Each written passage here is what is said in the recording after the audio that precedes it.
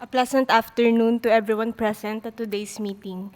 I am Lijie from the Department of Budget and Management of the Philippines, and I will be sharing my country experience under the theme Fiscal Stances in the Current and Global Regional Context.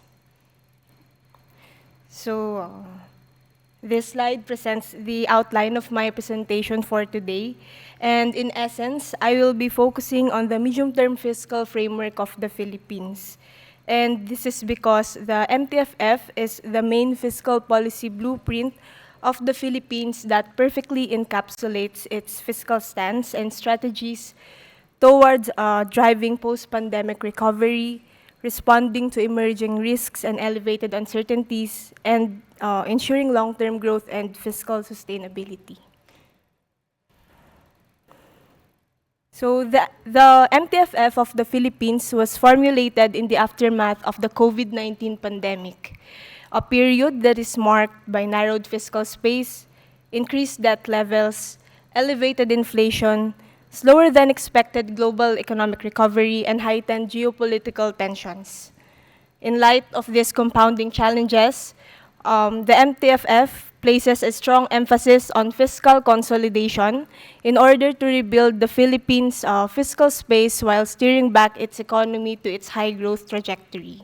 So our MTFF is underpinned by three-pronged strategic initiatives of revenue mobilization, enhanced public spending efficiency, and sustained high growth trajectory. And all of this generally seek to attain macro-fiscal stability, medium-term sustainability, fiscal consolidation, and inclusive growth. So in general, our MTFF upholds fiscal responsibility principles to guide the crafting of legislative bills, national development policies, and financing strategies in the Philippines. And also, it is subject to a comprehensive review every 3 years to ensure that it accurately reflects the prevailing macro-fiscal conditions. So on this slide, we can see the timeline and key milestones relating to MTFF. And we can see here that since the formulation and adoption of the MTFF in 2022, the economic managers of the Philippines have been proactively recalibrating the MTFF's fiscal targets as early as 2024. And this 2025, the framework has been formally updated as part of its scheduled comprehensive review. So in general, the process involves strategic planning sessions during the first quarter of the year to ensure that the revised headline targets first remain realistic amid prevailing macro-fiscal conditions, and second, remain responsive to emerging developments such as those highlighted in orange, or geopolitical tensions and trade and economic policies of the United States. On this slide, we can see the key components and or chapters of our updated MTFF. And so the updated document essentially reaffirms the Philippine government's commitment to a growth-enhancing fiscal consolidation, and this will be supported by more realistic fiscal targets and strategies moving forward. So I will be presenting this in the next slide. So on this slide, we can see the original, updated, and latest actuals of the MTFF's headline targets. We can see that the headline targets have evolved since their adoption in 2022. While the social indicators, specifically poverty rate and the attainment of upper middle income class status, remain unchanged, there were downward revisions in the growth targets and upward revisions in the deficit and debt targets. And the factors behind these changes are the following. So first, the prolonged geopolitical tensions. Second, the policy shifts in the United States economic and trade policies. Third is the progress of tax policy reforms in the Philippines. So we specifically experienced delays in the passage and deferment of some tax reform measures due to their potential inflationary impact. Fourth is the heightened climate change risks and other environmental vulnerabilities. And fifth or the development gaps that the Philippine government need to address.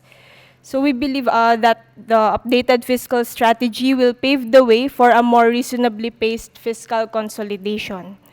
In particular, the modest increase in the deficit targets will enable the government to support priority sectors, particularly education, health, and agriculture, while also ensuring adequate funding for mandatory expenditures.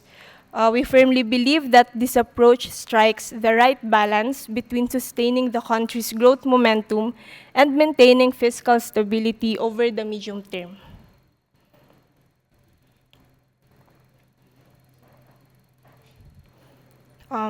This is my last slide. Finally, this slide summarizes the strategies that we have identified to support the targets and commitments that we have outlined in our MTFF. So to ensure fiscal sustainability and rebuild fiscal buffers, we focus on revenue mobilization and public spending efficiency.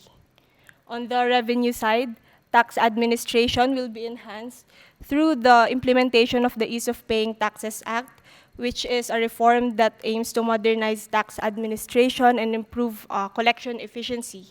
At the same time, stricter tax compliance enforcement will be observed as well. Furthermore, recently enacted measures such as value-added tax on digital services are also expected to strengthen our revenue generation capacity. We are also actively exploring other revenue measures such as excise tax on single-use plastics and streamlining the privatization process to ensure sustained and reliable funding for our development priorities. On the expenditure side, we remain committed to optimizing the use of limited resources. And this will be achieved through the implementation of the Government Optimization Program and sustainability measures embedded in the 2026 proposed national budget. In addition, the institutionalization of the cash-based system, key PFM reforms, and procurement reforms will further strengthen expenditure management.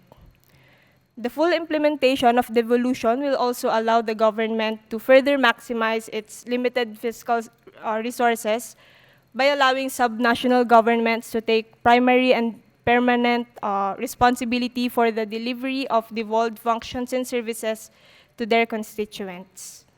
Ultimately, complementing the two aforementioned efforts are growth-enhancing initiatives, particularly through infrastructure development. To maximize the high multiplier effects of infrastructure investments, infrastructure spending is targeted to be at least 5% of the GDP. And at the same time, to secure strong and sustainable long-term growth, investments in human capital development will also be increased, especially in education and health, to boost productivity, alleviate poverty, and drive inclusive economic development. So that concludes my presentation. Thank you very much for giving us the opportunity to share the experience of the Philippines. Once again, good afternoon to all of us.